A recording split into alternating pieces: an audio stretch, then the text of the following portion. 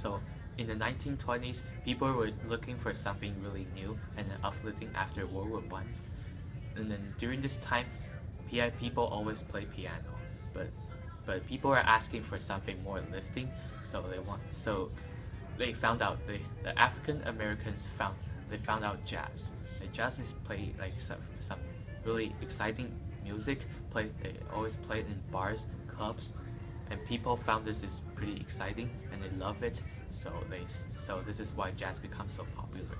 And then during the time of 1920s to 30s, jazz becomes really popular throughout throughout America's heart. So people call this time the Jazz Age. So where did jazz originate? Jazz originated from African slaves on plantations who gathered together to sing. It was created out of a need to express emotions and communicate with each other. They did so by making these work songs, inspired rhythm and beats from their African heritage. Before it was popular only with the lower class, and the birthplace was in New Orleans because that was the only place slaves were allowed to make drums. Edward Kid Ory, or Edward Ory, known as the Kid, was one of the first jazz trombonists. He started a band in New Orleans, and he formed his band with King Oliver and Louis Armstrong. Louis Armstrong was a well-known musician during the jazz era. He played the cornet, was mentored by Joey King Oliver, and he wrote quite a few songs. And then Jelly Roll Morton, he was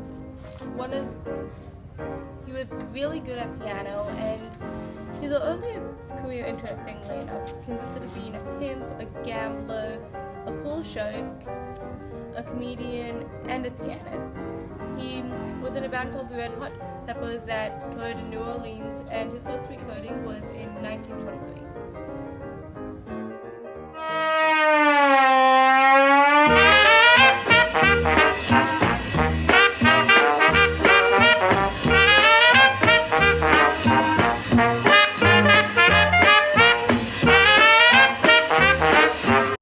Jazz originated from African slaves on plantations who gathered together to sing. It was created out of a need to express emotions and communicate with each other.